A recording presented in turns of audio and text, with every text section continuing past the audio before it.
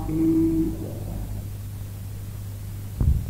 बारे राम शील हो तो ऐसा हो, जीत हार की पुकार दुलार देग दिवावत जाओ। एक संकेत बड़ा सुंदर है, सच्चा लक्ष्मीवान वही है जो आश्रय में आने वाले व्यक्ति को भी लक्ष्मीवान बना दे। उत्तम कोटि का साधक वही है जो दूसरे साधन विहीन पतित दीनहीन अकिंचन को देखकर उपहास न करे, साधक बना दे और दरिद्री को श्रीमान बना दे। वास्तव में वही साधक और वही श्रीमान है। भगवान के पास विभीषण आए तो काले आओ समुद्र का तिलक अभिषिक्त कर दें। अरे हमारे बगल में दरिद्र बैठेगा, राजा बैठेगा, सम्राट बैठेगा, याद रखो। और विभीषण का अभिषेक करा दिया। कहा ये बात नहीं, सच्चा श्रीमान वो लक्ष्मीमान वो है जो दरिद्र को भी लक्ष्मीमान बना दे, और सच्चा साधक वही है जो दूसरों को साधना प्रदान कर दे। वास्तव में वही साधक और वही लक्ष्मीवान है। विश्वास हो गया, वाह ये भगवान का किशोर चरित्र है। पर अब बड़ी चिंता होने लगी। भगवान रामभद्र आप तो 15 वर्ष से ऊपर जा रहे हैं, विवाह कैसे हो? उन 16 वर्षों में रामो राजीव लोचना, जिन्होंने अपने शरीर के एक एक कण और एक एक क्षण का सदुपयोग किया है, वास्तव में वो बलवान, वीर्यवान और समृद्धिमान हो चुके हैं। निश्चित कोई किसी में एक गुण होता है, मगर महापुरुषों ने कहा है ज्ञान वलैश्वर्य वीर्य शक्ति तेजहा सौशील्य वात्सल्य मार्जवार्धव सौहार्द सौम्य कारुण्य माधुर्य औदार्य गांधीर्य धैर्य स्थैर्य सत्य पराक्रम सत्य संकल्प आदि उदारता आदि गुणों का जो महान समुद्र है, उसे ही हम राम कहते हैं।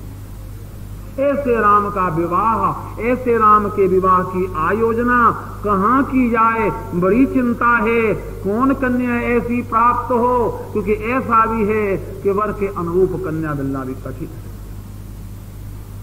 दोनों बात प्राप्त नहीं होती। अगर वर दैविक प्रकृति का है तो कन्या भी दैविक प्रकृति की होनी चाहिए। दोनों में योग्यता ठीक होनी चाहिए, तब तो जीवन का निर्माण होता है।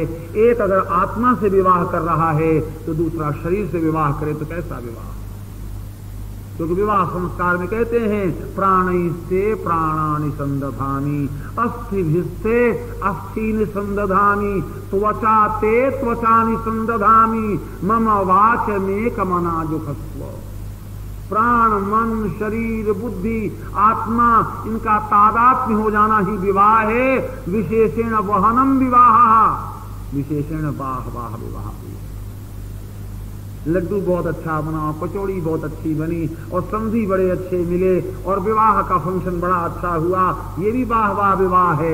मगर विवाह ये है जिसमें गुरुजनों के लिए, संतों के लिए, गो के लिए, ब्राह्मण के लिए और महापुरुषों के लिए भार उठाने के लिए जो विवाह किया जाए, उस विशेष भार वहन को भी विवाह कहा जाता है। और वही शास्त्रीय विवाह है, वही आत्मा का विवाह है, शरीर का विवाह नहीं। इसलिए आत्मा का विवाह कभी परित्यक्त तलाक से रहित होता है और शरीर का विवाह तो तलाक युक्त होता है। तो कैसा विवाह होना चाहिए? राम के साथ कैसी कन्या जुटनी चाहिए? बड़ी चिंता हो रही, मगर कहें कैसे? और राम भगवान जो है तीर्थ यात्रा के लिए निकले, अनेक तीर्थों में भ्रमण किया, अनेक सत्पुरुषों के चरण चिन्हों को देखा, बड़े प्रसन्न भये, एकांतवास करने लगे, आत्मचिंतन करने लगे, बड़ी प्रसन्नता हुई। मगर माँ बाप थोड़े चिंतित भी रहते थे, अब क्या किया जाए, कहाँ से क्या किया जाए, कैसा किया जाए। और भगवान राघवेंद्र तो स्वरूपस्थ रहते थे और कोई भी कन्या उनके पास गई तो उसको देखकर एक ऐसा उच्चारण किया करते थे जो माँ शब्द से पूरित होता है। सताम निसंदेह पदेषु वस्तुषु प्रमाणमंतःकरण प्रवृत्तयः। दुष्यंत कह रहे शकुंतला को देखकर, एक बच्चे ने हमसे पूछा था कि राम जानकी को देखें और जानकी राम को देखें तो वो विवाह प्रमाणिक माना जाए, ऋषियों का भी समर्थन हो, गिरिजा जी भी आशीर्वाद दे दें और जनक जी भी मान लें और विवाह हो जाए, और हम विश्वविद्यालय की कन्याओं को देखें तो हमारे बाप भी खा जाएं, हमारे परिवार वाले भी डांटें और गुरुजन भी बिगड़े और समाज भी नाराज हो। ये हमारा कैसा विवाह? एक लड़का कलकत्ते से पूछने के लिए आया था, ये केडिया नाम का लड़का आश्रम में। हमका भैया बड़ी कृपा आपने करी, विराजो और आपसे प्रसंग आने पर समाधान करेंगे, आप विराजो, थोड़ा 1-2 दिन रहो, तो आप लोग भी थोड़ी प्रतीक्षा करो, प्रसंग आने पर उसकी चर्चा करेंगे। महामुनि विश्वामित्र का आगमन हुआ। देवी घटना जब घटती है तो चमत्कार होता है, भगवान राम का आवाहन होना है। जब प्राची दिशा से सूर्योदय होने वाला है तो निश्चित बात है कि फिर रात्रि का भी आगमन होगा, भय भी लगेगा, अंधकार से पूरित वातावरण भी हो जाएगा और हिम भी आवेंगे और तम भी आवेंगे। फिर क्या किया जाए? प्रतीक्षा करो दीन दयाल दिवाकर देवा, कर मुनि मनुज सुरा सुर सेवा, हिमतम करी के हरि करमाली। हिमतम रूपी हाथियों को जकड़ने के लिए जिसकी किरणमाला सिंहमाला की तरह है, जिसकी किरणों में सिंहों की पंक्ति लगी हुई है, जो हिमतम रूपी अंधकार में हाथियों को जकड़कर अपने पंजों में रख लेती है, जिस पर केवल मां बैठ सकती है, दूसरा नहीं बैठ सकता, ऐसे सिंहों का अधिपति सूर्य मंच पर आने वाला।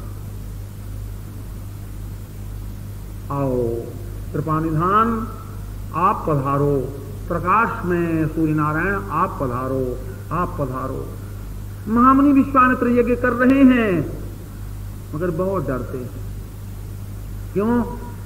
कहा जब व्रत ले लिया जाता है तब क्रोध नहीं किया जाता। अक्रोध नहीं शौच परई सरसम ब्रह्मवादि भी।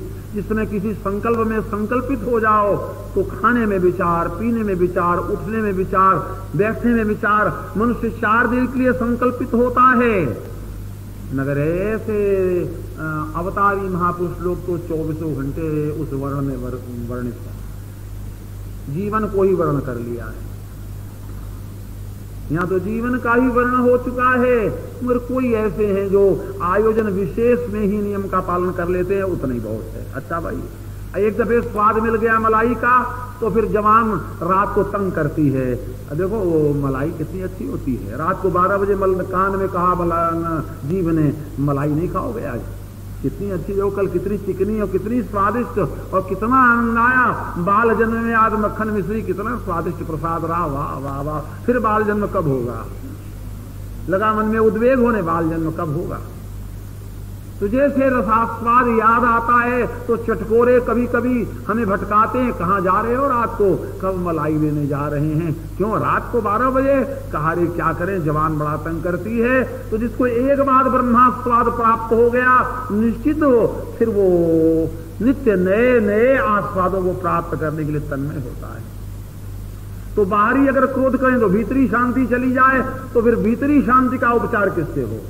बाहरी रक्षा कैसे हो? भगवान कहते हैं जब यज्ञ करो तो देवाहा आयांतु यादधाना अपयांतु विष्णु और देव यजनम रक्षस्व। देवता लोग यहाँ आओ और दुष्ट यादधान लोग दूर हो और भगवान तुम रक्षा करो। भगवान रक्षा करने के लिए खड़ा होता है, तुम निर्भय हो जाओ।